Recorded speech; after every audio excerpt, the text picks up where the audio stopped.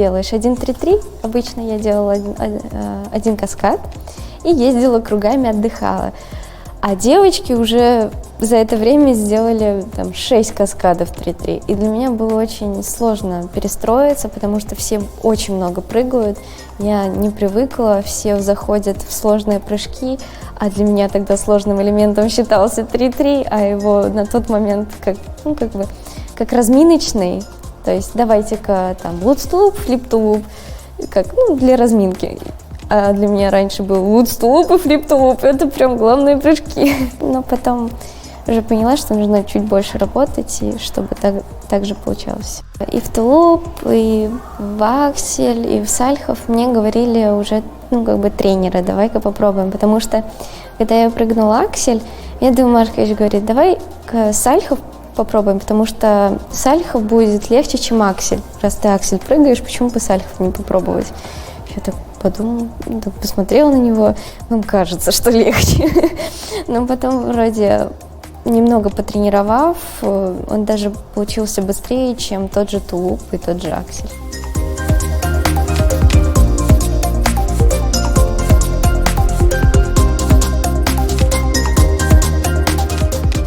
После юниорского сезона, то есть как-то все знают, что ты что-то можешь, и ты уже знаешь, что ты что-то можешь, и уже так спокойно для себя работаешь.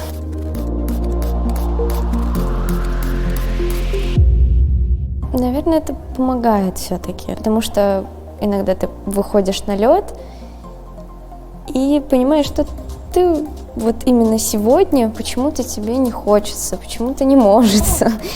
И ты смотришь на девочек, которые работают, и ты хочешь не хочешь, ты себя раскручиваешь, пытаешься завести на работу, и уже к концу дня ты уже, скажем так, сделал свою работу.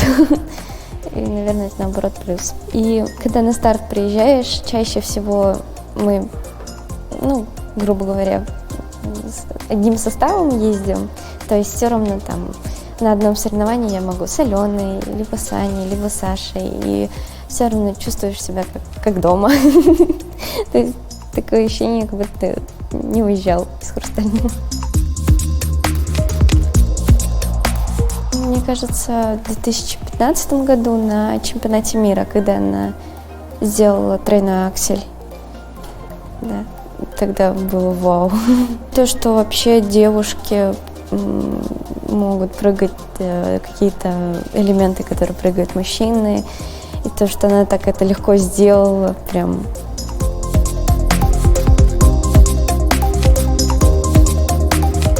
Я когда попала в ней, Дарья Геркин говорит, у тебя вроде тулуп хороший, давай в четверной пойдем. Я такая, куда? В четверной.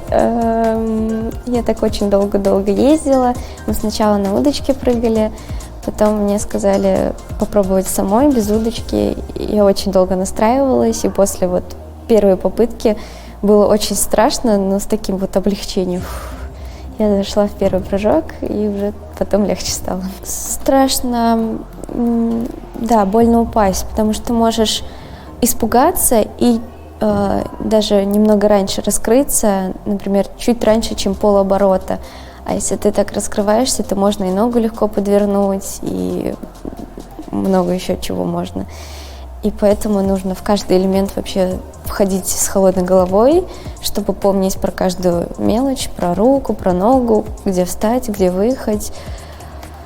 Потому что в паническом состоянии, в таком непонятном, это может плохо обернуться. Обычно я очень нервничаю, на все отвлекаюсь, то есть пока еду, у меня куча мыслей в голове, и то есть получается, думаю не о прыжке, а о всем.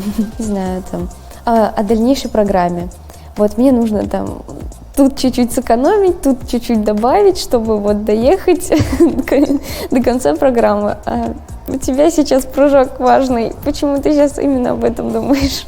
Я на этапе в Канаде перед последним прыжком, перед луцом, я когда ехала в затяжке, я увидела Дыму Марковича с Дарьей Георгиевной, я такая, ого!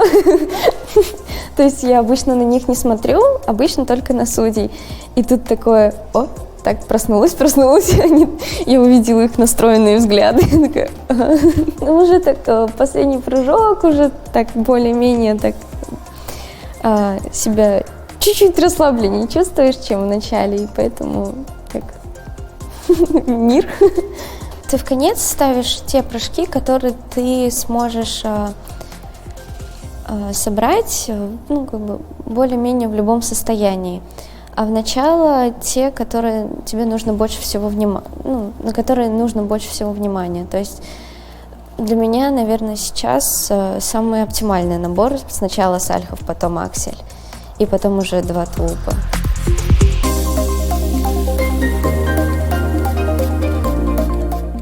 Конечно, думаю об Олимпийских играх, но я буду работать, чтобы стать ближе к ним. То есть я буду делать все максимальное, все, что требуется от меня, и там уже посмотрим. Мы произвольную программу, у нас тоже тренировка где-то в 6 утра была, и у них произвольная в 6 или в 7 утра была. И мы все со льда вышли, просто все дети, и вот сели около телевизора и так с замиранием сердца смотрели, кто же все-таки выиграет. Нас было очень много. Там где-то даже есть фотография, где там и мамы, и папы просто выстроились, очень много людей, и просто смотрели, как же они выступят.